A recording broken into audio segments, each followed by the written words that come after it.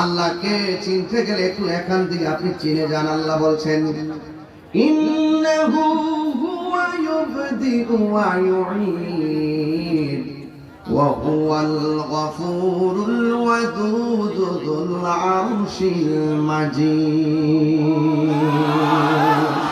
আমি তেলাওয়াত করলে কি আপনারা কষ্ট পান?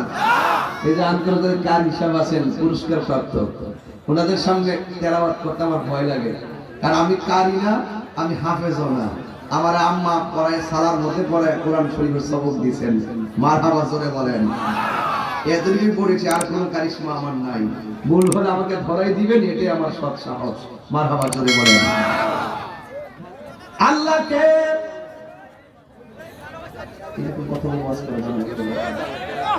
এটা কোরআনের মাহফিল তো বাবা না, এই জায়গাতে আমার প্রশাসন ভাইরা, আমাদের প্রশাসন ভাইরা আপনারা যারা আছেন মেহেরবানি করে একটু একটু কষ্ট করে এদেরকে বসানোর ব্যবস্থা করে দেন দয়া করে।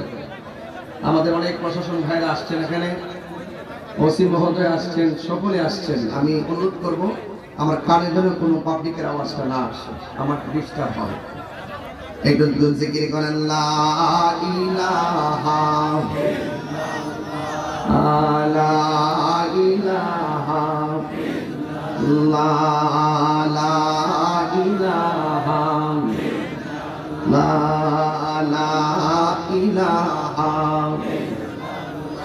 লা ইলাহা ইল্লাল্লাহ মুহাম্মাদুর রাসূলুল্লাহ সাল্লাল্লাহু আলাইহি ওয়াসাল্লাম। সকলে বলেন আলহামদুলিল্লাহ।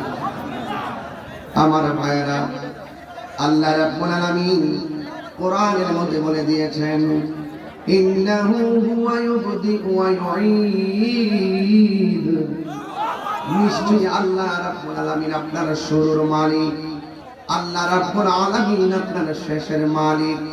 যিনি ছিলেন, তিনি আছেন, তিনি থাকবেন। কুল্লু মান আলাইহা ফান, সব কিছু ধ্বংস হয়ে যাবে। যিনি ছিলেন, তিনি আছেন, তিনি থাকবেন। জবানটা খুলে বলুন তিনি কে? এই জন্য আল্লাহ বলছেন আমানু আমিনু বিল্লাহ।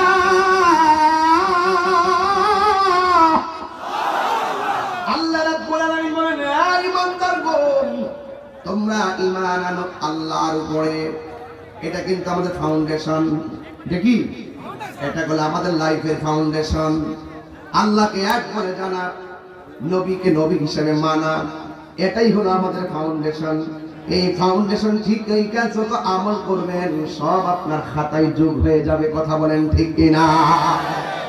এই জন্য আল্লাহ রাব্বুল আলামিন বলছেন আমিনু বিল্লাহ, তোমরা আমি আল্লাহর উপর ঈমান আনো। এখন বলেছিলাম আল্লাহকে, এই যে দেখেন প্যান্ডেলটা বানছে, প্যান্ডেলটার বাইরে অনেক লোক চলে গিয়েছে, জায়গা হইতেছে না। এখানে এত সুন্দর সামিয়ানা লাগাইয়া কয়েকটা খুঁটি দিয়া পাতলা একটা পর্দা ঠেকাই রাখছে। একটু পর্দাটা ঠেকাইয়া আসমানের দিকে তাকাইয়া দেখো, বিশাল বড় আসমান আল্লাহ বানাইছে। জবান করে কোন আসমান কয়টা? মিথ্যা কথা। আল্লাহ রাব্বুল আলামিন বলেন আসমান হলো 7টা। আল্লাযী খালাকা সাবআ সামাওয়াতি তিবাকা। ওয়াজ বাড়িতে নিতে হবে। ওয়াজ কোথায় নিতে হবে? বাড়িতে নিতে হবে। এরপরে যারা তাহিরিকে নিয়ে ডান বাম কথা বলছে তাদের সামনে ওয়াজটা ধরে দিতে হবে। তোমরা যারা 2 মিনিট আর 1.5 মিনিটের ক্লিপ ভিডিও পায়া তাহিরিকে জাজ করতে চাও যে তাহিরি কোরআন শোনার ওয়াজ করে না, তামসা করে, এইগুলো বন্ধ হয়ে যাবে। কথা বলেন, এগুলো বন্ধ করেন, মুনাফিকি ছেড়ে দেন। কথা বলেন ঠিক কিনা? এবার মিলেমিশে থাকেন, সুবর্ণ সুযোগ। হাতছাড়া হয়ে গেলে আর 100 বছর পাবেন না। কথা বলেন ঠিক কিনা? বলেন মিলেমিশে থাকেন, যার যার মতাদর্শ, যত দলের মতাদর্শ আছে আসেন, করে দরজা লাগে এক জায়গায় বসি, বসে সব প্রধানগুলো, ধর্মীয় দলের প্রধানগুলো এক জায়গায় বসেন, বসে সমাধান করে রাজপথে নামেন, দেখবেন পতাকা পথ পথ করে উঠবে। কথা বলেন ঠিক কিনা? এর বাহিরে আর ভেঙ্গে বলতে পারবো না। আপনারা তো অনেক কথা বুঝেন না, গায়ে পড়ে ঝগড়া করতে চান। এইগুলো এখন বন্ধ করে দিতে হবে বগুড়ার মানুষ। কথা বলেন ঠিক কিনা? কে কি বলছে বাদ দিয়ে দিতে হবে। আসেন কিছুটা ডান বাম থাকবে, এরপর একসাথে ম্যানেজ করে এগিয়ে যেতে হবে। কথা বলেন ঠিক কিনা? আমি ওয়াজটা কিভাবে শুরু করছিলাম বুঝেন নাই? আত্মনির্ভরশীল হতে হবে, পরনির্ভরশীল হওয়া যাবে না। কথা বলেন ঠিক কিনা? এই জন্য আমার যুবক ভাইরা আমি বলতে চেয়েছি, আল্লাহ রাব্বুল আলামিন ৭টা আসমান বানাইছে। দলিলে পেয়েছি একটা আসমান বানাইছে আমার আল্লাহ পাথর লোহা দিয়া। কি দিয়ে বানাইছে? একটা আসমান বানাইছে আল্লাহ লোহা দিয়া, আরেকটা আসমান বানাইছে আল্লাহ স্বর্ণ দিয়া। এমন করে ৭টা আসমান বানাইছে। একটা আসমান থেকে আরেকটা আসমানে যাইতে ৫০০ বছরের রাস্তা। এত বিশাল বড় আসমানটা আল্লাহ বানায় রাখছে, একটা খুঁটিরও ব্যবহার করে নাই। কথা বলেন ঠিক কিনা? এই জন্য আল্লাহ বলছে আমিনু বিল্লাহ, তোমরা আমি আল্লাহর উপরে ঈমান আনো, কারণ আমি আল্লাহ আসমানটা বানাইছি খুঁটি ছাড়া। মানুষ দিনের বেলা চলবে, এই জন্য আমি আল্লাহ একটা সূর্য লাগাই দিছি। রাতের বেলা চলবে, আমি আল্লাহ একটা চাঁদ লাগাই দিছি। আসমান থেকে বৃষ্টি নাজিল করি জমিনের মধ্যে সুন্দর করে ফসল ফলানোর জন্য। যদি আজকে আসমান থেকে বৃষ্টি না নামতো তাইলে পুরা জমিনটা চৌচির হয়ে যেত, আমরা রিজিক খাইতে পারতাম না, আমরা চোখের পানি ফেলে ফেলে কাঁদতাম। আল্লাহ আমাদেরকে এত মায়া করতেছেন, আল্লাহ রাব্বুল আলামিন আমাদেরকে এত দয়া করেছেন। হাতের এই পাশে এই চামড়াটা আছে, এই চামড়াটা যদি এই পাশে দিত আর ওই পাশে চামড়া যদি পায়ের নিচে দিয়ে দিত, আমরা কোনোদিন শক্ত কম করে পা রাখতে পারতাম না। এই যে চোখের গুড়ার মধ্যে পাতি দিয়েছে, অনেক মানুষ মনে করে এগুলা অনর্থক দিয়েছে। না না, এই পাতিগুলো আপনাকে মিস কল দিয়া দেয়, এখানে বিপদ আছে। দেখবেন কত মানুষে কত আঘাত পায়, কপালের গোড়ায় গাড়ায় পায়, কিন্তু চোখকে আমার আল্লাহ ম্যাক্সিমাম সময় হেফাজত করে এগুলোর কারণে। কথা বলেন ঠিক কিনা? আল্লাহ রাব্বুল আলামিন বলেন, আমার যুবক ভাইরা, এই জন্য আল্লাহ রাব্বুল আলামিন কোরআনের মধ্যে বলে দিয়েছেন, আমি আল্লাহ রাব্বুল আলামিন তোমাকে নিজের হাত দিয়ে বানাইছি। সুবহানাল্লাহ। পায়ের তলা থেকে গলা পর্যন্ত যেই জায়গাটা, এই জায়গাটা আমার আল্লাহ ফেরেশতাদেরকে হুকুম করেছেন, তার নকশা এঁকেছেন, ইঞ্জিনিয়ারিং করেছেন। আর গলা থেকে মাথার তালু পর্যন্ত যেই জায়গাটা আমার আল্লাহ কোরআনে সাক্ষী দেয়, খলাকতু বিয়াদাইয়া, এই জায়গাটা আমি আল্লাহ নিজের কুদরতি হাত দিয়ে বানাইছি। আল্লাহু আকবার। লাকাদ খালাকনাল ইনসানা ফি আহসানি তাকওয়িম। আল্লাহ রাব্বুল আলামিন বলেন, অবশ্যই অবশ্যই আমি আল্লাহ রাব্বুল আলামিন তোমাদেরকে অবয়ব নমুনায় বানিয়েছি। কওমি মাদ্রাসার ছাত্র যারা আছেন তারা বুঝবেন, আমাদের আহলে সুন্নাত ওয়াল জামাতের যারা আছেন আলেম যারা, তারা বুঝবেন। এখানে আল্লাহ রাব্বুল আলামিন হাসান বলে নাই, আল্লাহ রাব্বুল আলামিন আহসান বলেছেন। আহসান শব্দটি ইসমে তাফদীলের সিগা, সুপারলেটিভ ডিগ্রি। এ যুবকের দল, আল্লাহ বলেন আমি শুধুমাত্র সুন্দরী নয়, অত্যন্ত অত্যন্ত অধিক সুন্দর নমুনায় বান্দাকে বানিয়েছি। এই জায়গাটা আমি আল্লাহ বানাইছি, এখানের মধ্যে আমি আল্লাহ একটা জবান দিয়েছি। এই জবান দিয়ে বান্দা আমার নামের জিকির করবে। এটার ভিতরে আল্লাহ একটা জিহ্বা ঢুকাইয়া দিছে, জিহ্বাটা শুকাইয়া গেলে কথা বলতে পারতেন না। থুতু দিয়া এই জায়গাটা সবসময় উর্বর বানায়া রাখে, যেন আমরা একজনের জিকির করতে পারি। জবান খুলে বলুন তিনি কে? আল্লাহর হাবিব বলেন, দুইটা জিনিসের হেফাজত যারা করবে এরা কোনোদিন জাহান্নামে যাবে না। একটা হলো জবানের হেফাজত, আর একটা হলো লজ্জাস্থানের হেফাজত। এই দুইটা জায়গার হেফাজত যারা করবে এরা আর বান্দা থাকবে না গো, এদেরকে আমার আল্লাহ তার বন্ধু বানায় নিবে। এই জন্য নবী বলেছেন, মান সালিমাল মুসলিমুনা মিন লিসানিহি ওয়া ইয়াদিহি, যার হাত দিয়ে কেউ কষ্ট পায় না, যার জবানের কথা দ্বারা কেউ কষ্ট পায় না, এই মানুষটাই হলো মুসলমান। আজকে আমরা ওয়াজের মধ্যে উঠলেই শুধুমাত্র এমন হুজুরের বদনাম, ওয়াজের মধ্যে উঠলেই শুধুমাত্র এমন হুজুরের মুনাফিকি। এই ওয়াজ মাহফিলগুলো এইগুলো সাধারণ তাবলীগদের একটা চেতনার জায়গা। এই জায়গার ভিতরে যদি মায়া মোহাব্বত লাগাইয়া দিতে পারেন, দেখবেন প্রত্যেকটা ঘরে ঘরে নবীর আদর্শের প্রেমিক পয়দা হয়ে যাবে। ঠিক কিনা বলে? ইসলাম শান্তির ধর্ম, ইসলাম মানবতার ধর্ম, ইসলাম মানব কল্যাণের ধর্ম। এই জন্য আল্লাহ ও বান্দা, আমি আল্লাহর কাছে একমাত্র মনোনীত ধর্মের নাম কি? আরো জোরে বলেন, আরো বড় করে বলেন। ইসলাম একমাত্র আল্লাহর কাছে মনোনীত ধর্ম। যুবক ভাইয়ের আমার, আল্লাহ রাব্বুল আলামিন বলেছেন, ইয়া আইয়ুহাল্লাযীনা আমানু দুখুলু ফিস-সিলমি কাফা। বন্ধুগণ, আল্লাহ বলছেন, হে ঈমানদারগণ, তোমরা ইসলামের মধ্যে প্রবেশ করো পরিপূর্ণভাবে। আপনি মুখে মুখে ইসলামও বলবেন, ভিতরে আবার মুনাফিকি থাকবে। এটার নাম আসল মুসলমানিত্ব নয়।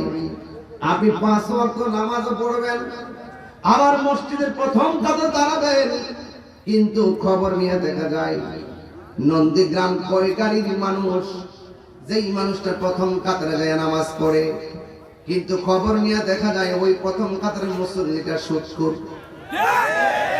এমন লোক সমাজে আছে না নাই? আর বড় করে বলুন, আছে না নাই? এটা নাম মুসলমানিত্ব না। মুসলমান মানেই হলো ইয়েস অর নট, হালাল খাবেন, হারাম ছাড়বেন।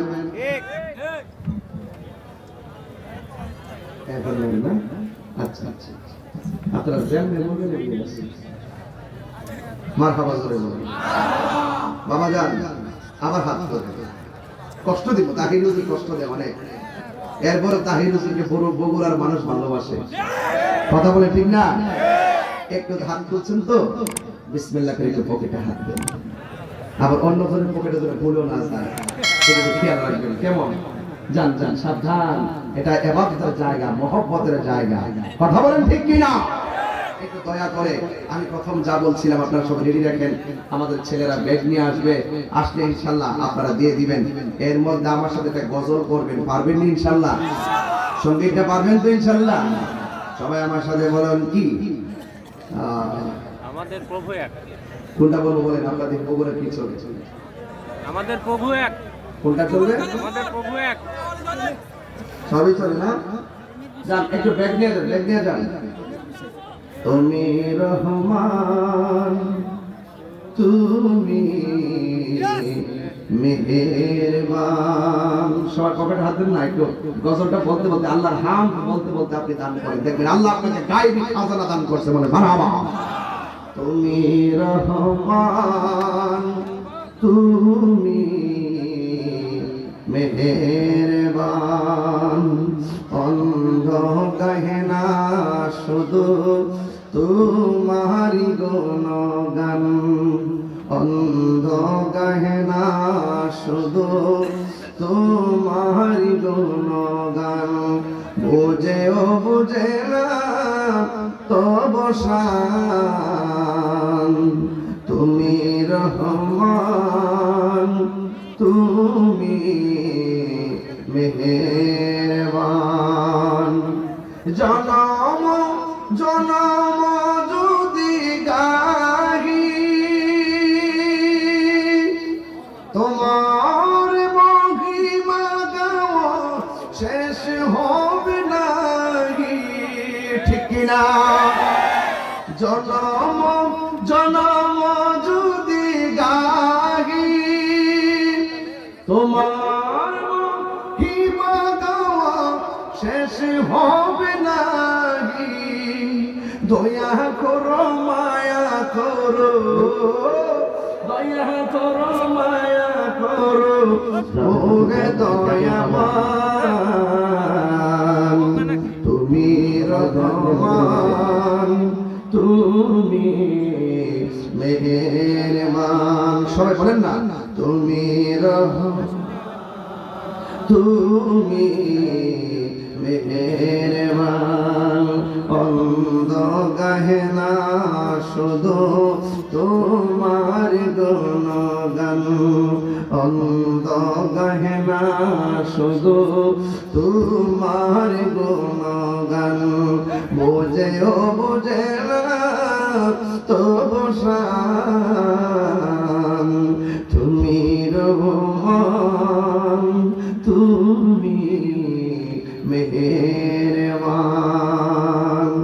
কখনো তোমাকে যদি ভুলি,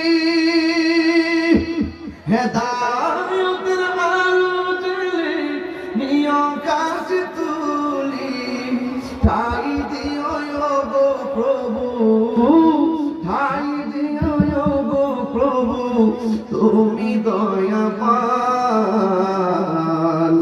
তুমি রহমান তুমি মেহেরবান, তুমি রহমান তুমি মেহেরবান। মারহাবা গান। আমার যুবক ভাইরা সাউন্ডটা ড্রপ দিয়ে কমন বাড়াই মানে একরকম রাখেন, একরকম। আমার যুবক ভাইরা এই জন্য বলছি, আপনারা মধুর কণ্ঠে বলুন আমাদের হায়াতের মালিককে। তো যে আমাদের হায়াতের মালিক, যে আমাদের মৌতের মালিক, তার কদমে আমাদের কপাল ঠেকাতে হবে। কথা বলেন ঠিক কিনা? আল্লাহ বলে, বান্দারে আমি আল্লাহ তোরে যে জায়গাটা বানাইলাম, এই জায়গার ভিতরে আমি আল্লাহ দুইটা চোখ দিয়েছি। ওয়ায়াতাফাক্কারুনা ফি খালকিস সামাওয়াতি ওয়াল আরদ, আসমান এবং জমিনে যা আছে সবগুলো নিয়ে তুমি আমি আল্লাহকে গবেষণা করবা। আর কবি নদীর পার গিয়ে বলতেছেন, দেও দেও পারি খাইতেছে, সবাই মনে করছেন দেও দেও তাল খেলতেছে। না না না না না, দলিলে পাওয়া যায় এই ঢেউয়ের তালে তালে একজনের জিকির আওয়াজের আওয়াজ তোলে। জবানটা খুলে বলুন তিনি কে? বাতাসের তালে পাতা লড়তেছে, আপনি মনে করতেছেন বাতাসে পাতা লড়তেছে, কিন্তু দলিল বলে পাতা আল্লাহর জিকির করতেছে। এই জন্য আমার নবী বলছেন, বিনা কারণে গাছের একটা পাতাও ছিঁড়া যাবে না। কথা বলেন ঠিক কিনা? এই জন্য আমার যুবক ভাইয়েরা, আল্লাহ রাব্বুল আলামিন বলছেন, এই পৃথিবীটা দেখে দেখে তোমরা আমি আল্লাহকে গবেষণা করবা। তাই তো কবি বলতেছেন, তোমার সৃষ্টি যদি এত সুন্দর হয়, না জানে তুমি আল্লাহ কত সুন্দর।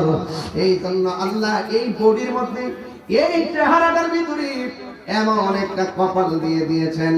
এই কপালটা যখন জমিনের মধ্যে লাগাইয়া আমরা যখন বলবো সুবহান রাব্বিয়াল আলা, আল্লাহ তখন ফেরেশতাদেরকে ডাক দিয়ে বলে, ফেরেশতারা তোরাই তো বলছিলি কেন দুনিয়াতে বান্দা বানাইতাম, দেখ দেখ আমার বান্দা আমার দেখে নাই, আমার বান্দা আমার কণ্ঠের আওয়াজও শুনে নাই।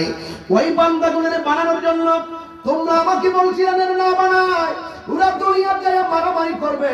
আমার আল্লাহ বলেন, ক্বালা ইন্নী আ'লামু মা লা তা'লামুন, আমি আল্লাহ যাহা জানি তোমরা তা জানো না। দেখো দেখো এই বান্দাগুলো আরামের ঘুম হারাম কইরা দিয়া বিছানার বিল মাইরা ফালাইয়া আমি আল্লাহরে না দেইকা কেমন ভাবে কপালটা জমিনের মধ্যে ঠেকাইয়া দিয়েছে। তোরা সবাই সাক্ষী থাক, আমি আল্লাহ তাদের জীবনের গুনাহ মাফ করে দিলাম। গুনাহ মাফের মালিক কে? গুনাহ মাফের মালিক কে?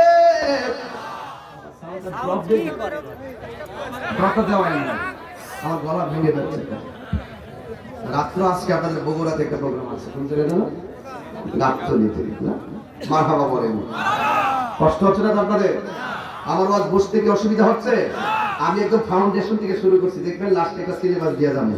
এই সিলেবাসের উপরে জীবন গড়তে পারলে ইহকালে মঙ্গল পরকালে মঙ্গল ইনশাআল্লাহ। আল্লাহ পাক যেন সর্বপ্রথম আমাকে আমল করার তৌফিক দান করে, আমিন বলেন।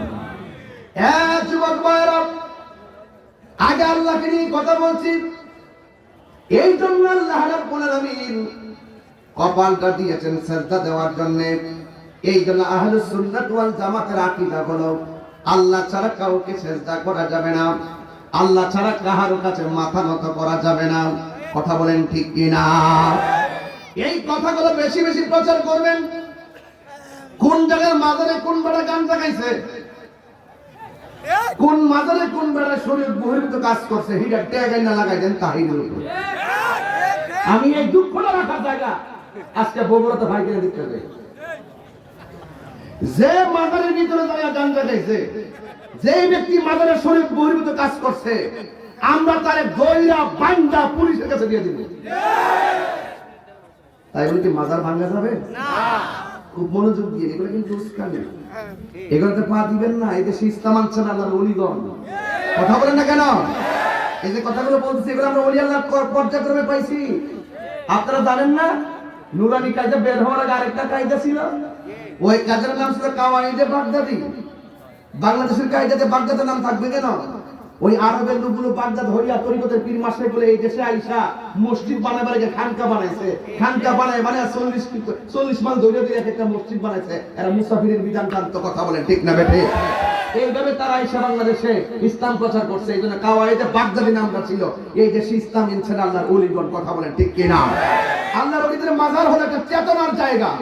এখানে আমরা সিজদা করতে যাই না, এখানে আমরা জিয়ারত করতে যাই। যদি কেউ সিজদা করতে যায় শিরক হবে। কথা বলেন ঠিক কি না?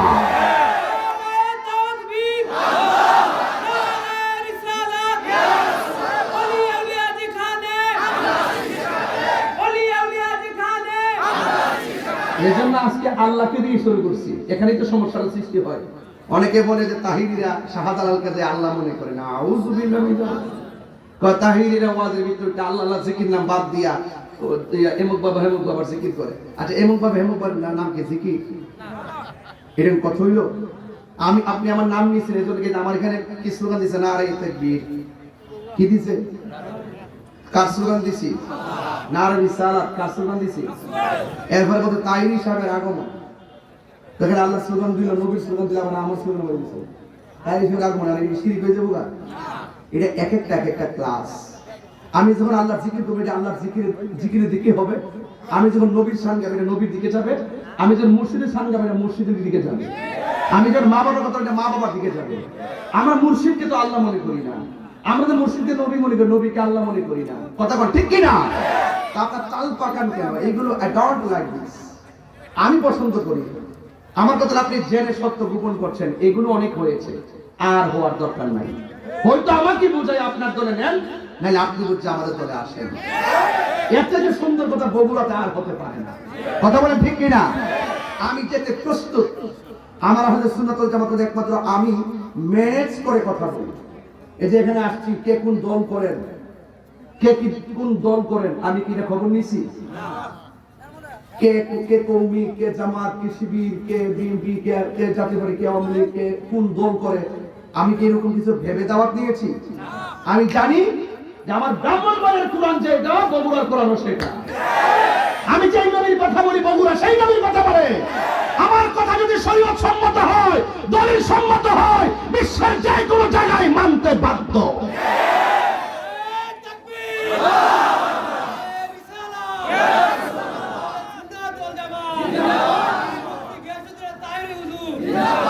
সকলে বলেন আল্লাহু আকবার। এখন সবাই মোটামুটি মাঠটা পরিপূর্ণ বলুন, সাজদা পাওয়ার মালিক কে? আরো জোরে, আরো বড় করে। এই জন্য আমরা মাজারে জিয়ারত করি, মসজিদে ইবাদত করি। ঠিক কি না বলেন? জিয়ারত করা সুন্নাত। জিয়ারত করা কি সুন্নাত? নবী নিজেও করেছেন, আমরাও করি। মারহাবা। আমার যুবক ভাইয়েরা, এই গেল আমিনু বিল্লাহ, আল্লাহর উপরে ঈমান আনতে হবে। এরপর বলছে ওয়া রাসূলিহি, নবীর উপরে ঈমান আনা লাগবে। ওয়াল কিতাবিল্লাযী নাযালা আলা রাসূলিহি। স্টেপটা মনে রাখবেন, একদম স্টেপ মনে রাখবেন, কোনো ডান বাম করবেন না। আবার বলবেন না যে দলিলের বাইরে কথা বলছে, লাইনটা মনে রাখবেন শুধু। এতক্ষণ কথা বললাম, আল্লাহ পাককে চিনাইলাম, আল্লাহ পাকের ইবাদতের কথা বললাম। এখন আল্লাহ বলছেন ওয়া রাসূলিহি, তোমরা রাসূলের উপরে ঈমান আনো। শুধুমাত্র তাই নয়, ওয়াল কিতাবিল্লাযী নাযালা আলা রাসূলিহি, এবং আল্লাহ রাব্বুল আলামিন তার বন্ধু নবীর উপরে যেই কোরআনটা নাযিল করেছেন, এই কোরআনটার উপরে ঈমান আনা লাগবে। কোরআনের একটা জের জবর পরিবর্তন করার ক্ষমতা কি বগুড়ার কাহারও আছে? আমি আজ থেকে 5 বছর আগে বলেছি, যারা কোরআনের বিরুদ্ধে কথা বলে তোমরা ধ্বংস হয়ে যাবে। কোরআন ছিল, কোরআন আছে, কোরআন থাকবে। কথা বলেন ঠিক কিনা? এই জন্য আল্লাহ বলছেন নবীর উপরে যে কোরআনটা নাযিল হয়েছে, এই কোরআনটার উপর ঈমান আনা লাগবে। এরপর আল্লাহ রাব্বুল আলামিন তৃতীয় বলেছেন ওয়াল কিতাবিল্লাযী আনজালা মিন ক্বাবল। আল্লাহ রাব্বুল আলামিন বলেন নবীদের পূর্বে যত নবীগণ এসেছেন সব নবীদের উপরে যে কিতাব নাযিল হয়েছে ওইগুলোর উপর ঈমান আনা লাগবে। ওয়া মাইয়াকফুর বিল্লাহ, যারা আমার আল্লাহকে অস্বীকার করবে। এই তো শুরু হয়ে গেছে, এতক্ষণ পজিটিভ, এখন নেগেটিভ। ওয়া মাইয়াকফুর বিল্লাহ, যারা আল্লাহকে অস্বীকার করবে, ওয়া মালাইকাতিহি, এবং যারা ফেরেশতাদেরকে অস্বীকার করবে, ওয়া কুতুবিহি, আসমানি কিতাবগুলোকে অস্বীকার করবে, ওয়া রাসূলিহি, এবং আল্লাহ রাসূলকে যারা অস্বীকার করবে, ওয়াল ইয়াউমিল আখির, এবং যারা আখিরাতকে অস্বীকার করবে, ফাকাদ দাল্লা দালালাম বাঈদা, ওই সমস্ত মানুষগুলো ঘোর অন্ধকার আর ভ্রান্তির মধ্যে ডুবে যাবে। ওরা এমন একটা জায়গায় যাবে যে জায়গার নাম হলো জাহান্নাম। কথা বলেন ঠিক না? এখন বগুড়ার মানুষ বলেন আমরা কি জান্নাত চাই না জাহান্নাম চাই? এই জন্য আল্লাহ রাব্বুল আলামিন বলে দিয়েছেন তিলকা হুদুদুল্লাহ, আল্লাহকে মানতে হবে, যা নিষেধ করেছেন তা থেকে দূরে থাকা লাগবে। এটাই হলো আমার আল্লাহর সীমারেখা। আল্লাহর সীমারেখা কি? ওয়া মাইয়ুতিল্লাহ ওয়া রাসূলহু, যারা আল্লাহর আনুগত্য করবে, রাসূলের পাকের অনুসরণ করবে, ইউদখিলুহু জান্নাতিন তাজরি মিন তাহতিহাল আনহারু খালিদিনা ফিহা, যারা আল্লাহর আনুগত্য করবে, রাসূলের পাকের অনুসরণ করবে, আল্লাহ রাব্বুল আলামিন বলেন আমি আল্লাহ এমন একটা জান্নাত দিব যেই জান্নাতের নিচ দিয়া নহর সমূহ প্রবাহিত। আমার নবী বলে মিম্বারি আলা হাউজি, আল্লাহ আমারে যেই হাসরের ময়দানে যেই মিম্বরটা দান করবে ওই মিম্বরটা থাকবে হাউজে কাউসারের উপরে। আমার আল্লাহ রাব্বুল আলামিন ওই হাউজে কাউসারের নদীটা জান্নাতীদের নিচ দিয়ে প্রবাহমান করে দিবেন। চিৎকার মেরে কি আল্লাহু আকবার বলা যাবে না? আর ইমানদাররা যদি আল্লাহকে ভালোবাসে, নবীকে ভালোবাসে, তাদের ব্যাপারে আমার আল্লাহ বলেন ওয়াজালিকাল ফাউজুল আযীম, আর এটাই হলো ইমানদারদের জন্য সবচাইতে বড় সফলতা।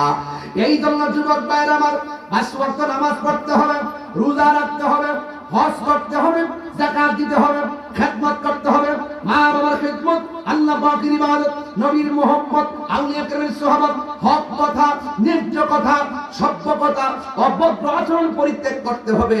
আমার আল্লাহ রাব্বুল আলামিন বলেন যারা আল্লাহর সীমারেখার ভিতরে থাকবে না তাদের ব্যাপারে আমার আল্লাহ বলেন ওয়া মাইয়াসিল্লাহ ওয়া রাসূলহু ওয়া ইয়াতা'আদ্দা হুদুদাহু ইউদখিলুহু নারা।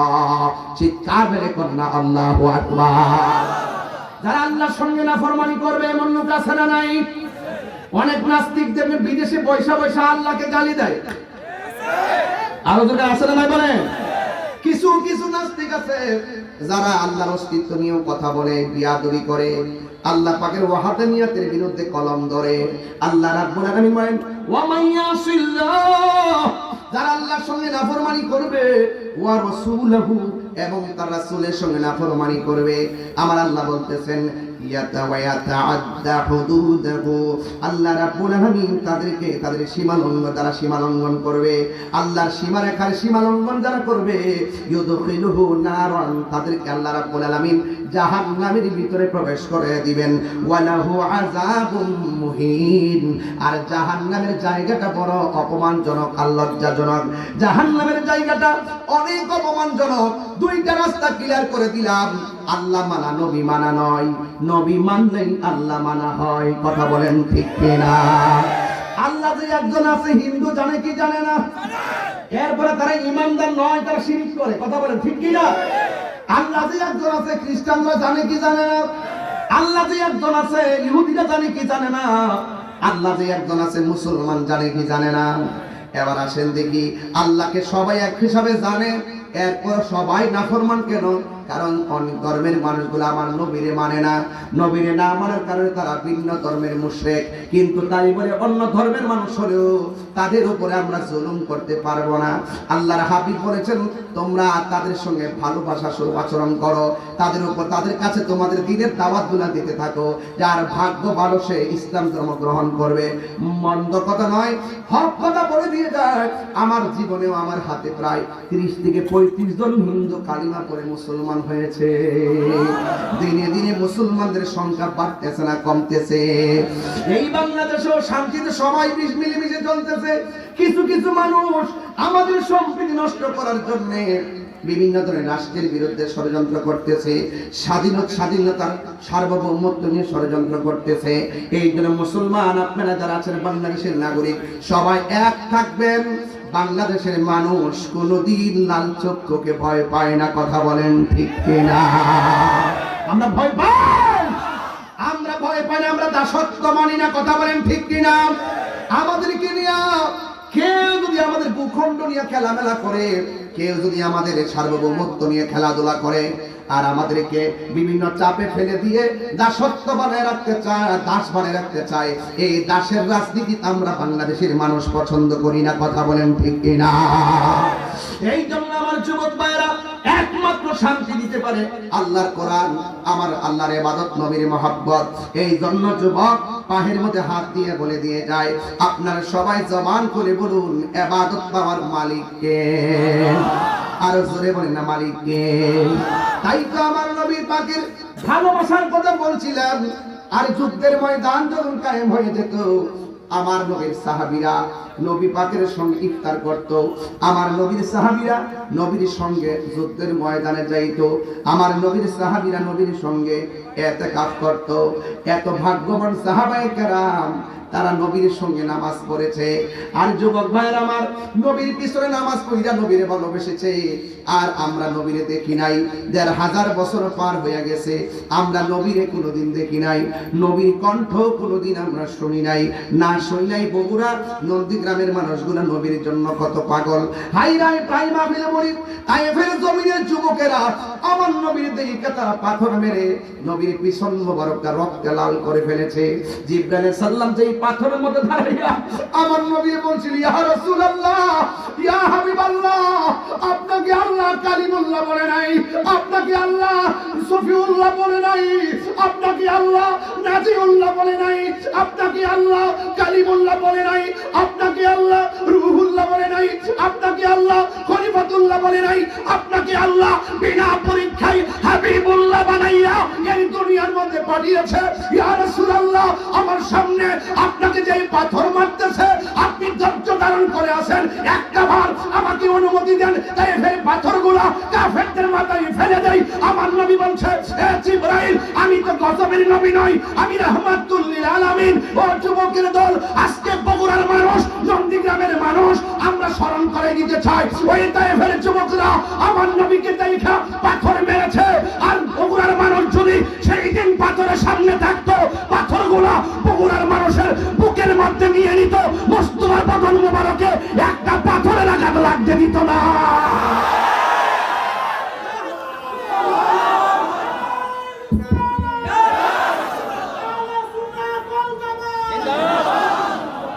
আল্লাহু আকবার বলেন। এটা হলো মানা। নবীর পক্ষে যারা থাকে, তাদের বিরুদ্ধে যদি কেউ ষড়যন্ত্র করে সেটাও আমরা রুখে দিব। কথা বলে ঠিক কি না?